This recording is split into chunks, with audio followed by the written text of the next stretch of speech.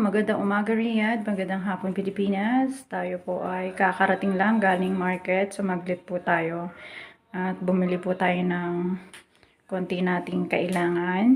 Salamat po sa hadiah ng anak at manugang ng alaga ko. Kahit wala pang sahod ay nakabili ako ng pwede kong kainin makutkot habang naghihintay ako ng sahod ko. Ito po, pakita ko sa inyo.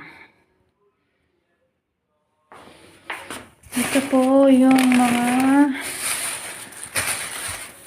yan, yung iba dyan ay si Baba ang bumili. Gamit dito sa bahay. Kailangan namin dito sa bahay kimchi.